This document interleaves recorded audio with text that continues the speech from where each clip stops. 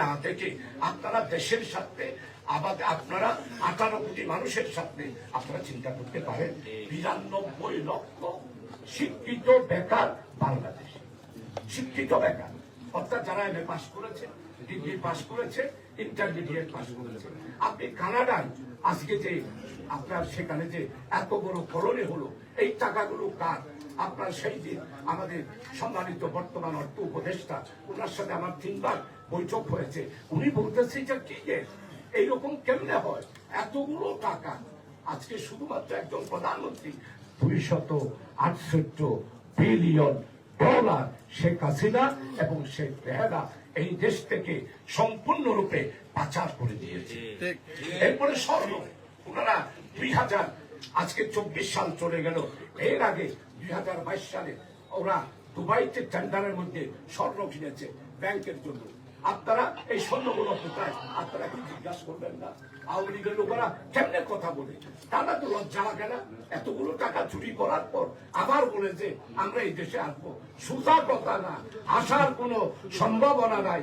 কিয়ামতের আপনারা রাজনীতি করতে পারবেন না কতটুকু আছে জানি না। আমি হাসনাতকেও বলেছি, সার্জিসকেও বলেছি, এই অপরাজনীতি থেকে আমার দেশ, জাতি, বাংলার যুবককে বাঁচাতে হবে। আমাদের দেশ দলে দান্ডে পুষ্পে ভরা একটি দেশ, এইরকম সুন্দর দেশ পৃথিবীতে কোথাও নাই। আপনারা আমার গ্রামে গঞ্জে ঘুরেন না, আমাদের সে আমি একটা বিশাল ইউনিভার্সিটির মতো স্কুল করেছি গোলস্তানে, আপনারা বোধহয় পেপারও দেখেছেন। আপনারা এই গ্রামে গঞ্জে ঘুরেন, এত সুন্দর দেশ। আপনারা আমরা মনে করি শহর বাড়ি বাংলাদেশ, আমার স্পষ্ট কথা, শহর বাড়ি বাংলাদেশ নয়। 88,000 গ্রাম বাংলা মানে হলো আমার 56,000 বাংলাদেশ। আমাদেরকে সেদিকে চলে যেতে হবে। আপনারা সবাই দোয়া করবেন। 2 বার যেভাবে আপনারা ব্যবসায়ীরা, আমার দোকান কর্মচারীরা আপনারা সহযোগিতা করেছেন, আগামীবারও আমি আপনাদের সহযোগিতা চাই, আপনাদের দোয়া চাই।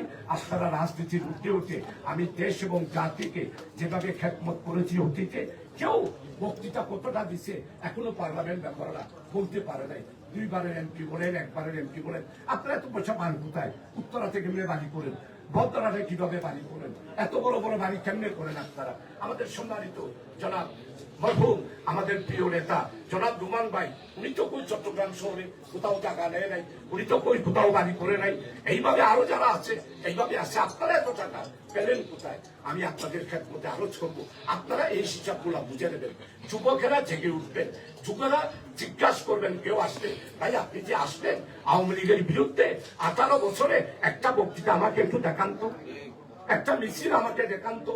আপনি শেখ হাসিনার বিরুদ্ধে একটা মিছিল করেছেন, আপনি একটু দেখান তো। আপনি খেললে আজকে জনগণের কাছে আইসা আপনি ভোট ভিক্ষা চাচ্ছেন। 18 বছরের নির্যাতন, নিপীড়ন, অত্যাচার, কারাগার, এই সব কিছু আমাদেরকে বিবেচনায় আনতে হবে। সর্বোপরি আজকে বৈষম্য বিরোধী এনসিপি যারা আছে আমাদের, তাদের যে আকাঙ্ক্ষা, সেটার ভিত্তিতে আগামী দিনে বাংলাদেশে যে সংস্কার হচ্ছে, সেই সংস্কার যদি হয়, বাংলাদেশ একটা নতুন বাংলাদেশে রূপান্তরিত হবে। সুজলা সুফলা শস্য চলনায় বাংলাদেশ হবে। তাই আপনারা 12 তারিখ আল্লাহর ওয়াস্তে গণভোটে হ্যাঁ আমার কাইসিল দেবেন। আর আপনারা যদি মনে করেন আমি আপনাদের ভাই, আপনাদের সন্তান, আমি আপনাদের খেদমত করতে পারবো, আমি আপনাদের কাছে আজকে সবার কাছে আবেদন করব, আগামী 12 তারিখের নির্বাচনে অতীতে যেভাবে দোয়া করেছেন আপনারা ঠিক সেইভাবে করে 12 তারিখ দাঁড়িপাল্লা মার্কায়, দাঁড়িপাল্লা মার্কায়, ন্যায়ের প্রতীকের মার্কায়, নতুন বাংলাদেশের মার্কায় আগামী দিনে 11 দলীয় ঐক্যজোট আমরা বাংলাদেশকে যেখানে নিয়ে যেতে চাই, সবাই মিলে এসো দেশটাকে গড়ি। আমরা যে স্লোগানের ভিত্তিতে আজকে আপনাদের খেদমতে এসেছি, এইখানে কোনো ভেদাভেদ নয়। যেমন আমার এইখানে যতগুলো নির্বাচনে যারা প্রতিদ্বন্দ্বিতা করছেন, আমি সবার কাছে সকালবেলা টেলিফোন করি, ভাই অনত হালিয়ারা দিন গণতন্ত্র পর্যন্ত অনর স্বাস্থ্য ভালোবাসে, অনর পেশার গান ঠিক আছে রে। এই যে সংস্কৃতি আমি গড়ে তুলতে চাচ্ছি, আপনারা একটু সহযোগিতা করেন। রাজনীতি মানে গালিগালাজ নয়, রাজনীতি মানে কারো সাথে দুষ্করি নয়। আজকে আল্লাহর মেহেরবানি সারাটা আজকে সকালবেলা আমাদের বীর বিক্রম আমার স্যার সম্মানিত আমাদের বিক্রম কর্নেল অলি আহমদ সাহেবের সাথে সকালবেলা থেকে উনিও চোখের পানি দিছে, আমিও চোখের পানি দিছি।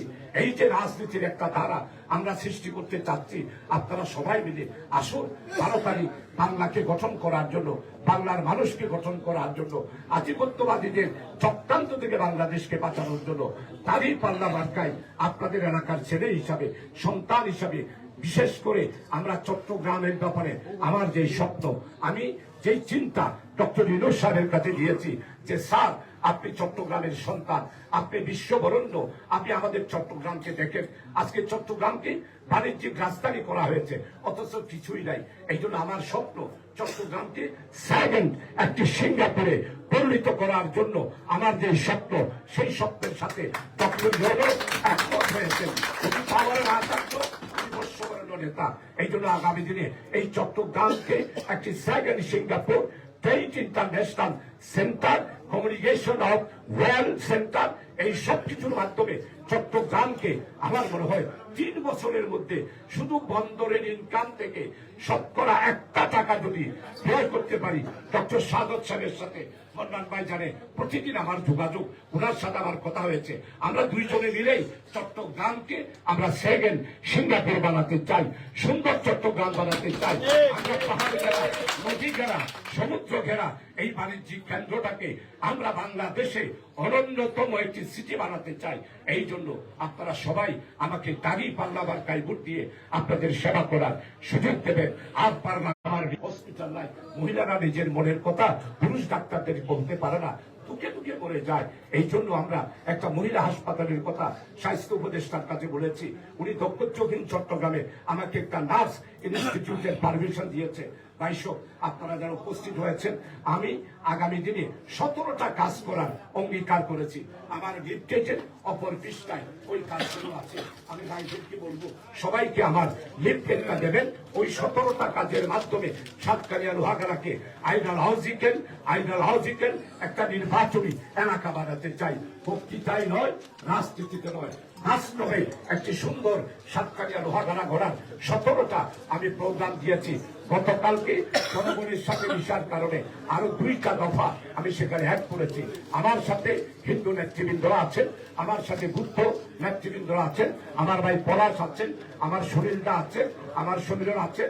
ইনশাআল্লাহ আজিজ আপনাদের সবার দোয়ায় সাতকানিয়া লোহাগাড়ায় আল্লাহর মেহেরবানি আমি প্রত্যেকটা ঘরে ঘরে দুয়ারে দুয়ারে গিয়েছি। মানুষের জাগরণ দেখেছি, দুঃখ দেখেছি, ব্যথা দেখেছি, বেদনা দেখেছি। 18 বছরে কিভাবে যে উৎপাত হয়েছে আপনারা আমার হয় ইমাজিন করতে পারবেন না, ধারণা করতে পারবেন না। তাই আসুন, যারা যুবক তারা হিসাব বুঝে নিন, যুবকেরা জেগে উঠেন, আপনারা প্রশ্ন করেন, আপনারা কি করেছেন, কোথায় ছিলেন, আপনারা কিভাবে করে রাজনীতি আজকে আসছেন। এইগুলোর জবাবের মাধ্যমে বাংলাদেশকে আজকে স্বচ্ছভাবে নতুন বাংলাদেশের দিকে নিয়ে যাওয়ার আহ্বান রেখে আপনারা ব্যবসায়ী সমিতি আমাকে এখানে বসার সুযোগ দিলেন, কথা বলার সুযোগ দিলেন। এই জন্য আপনাদের সবার প্রতি আমার পক্ষ থেকে আন্তরিক কৃতজ্ঞতা, শুকরিয়া। এবং আপনারা আমাদের এখানে শুধুমাত্র সাতকানিয়া লোহাগাড়ায় পুরো চট্টগ্রামে আপনারা যারা রয়েছেন তাদের সবার প্রতি আমি দোয়া কামনা করছি। আপনারা সবাই আমাকে দোয়া করবেন। সর্বোপরি চট্টগ্রাম আন্দরকিল্লা শাহে মসজিদকে দৃষ্টিনন্দন এশিয়া বিখ্যাত মসজিদ করার জন্য ধর্ম উপদেষ্টা, আমাদের প্রধান উপদেষ্টা যে স্বপ্ন সেটা বাস্তবায়ন করার জন্য টেরিবাজারের ব্যবসায়ী সর্বস্তরে আমার সমিতি সহ সবার কাছে দোয়া চাই এবং আমাদের সহযোগিতা চাই। আন্দরকিল্লা শাহে জামে মসজিদকে এশিয়া বিখ্যাত দৃষ্টিনন্দন একটি মসজিদ করার ব্যাপারে দোয়া চাই। কারণ আল্লাহ না চাইলে আমরা তো কিছু করতে পারবো না। আল্লাহর কাছে তৌফিক কামনা করে, আল্লাহর রহমত কামনা করে আপনাদের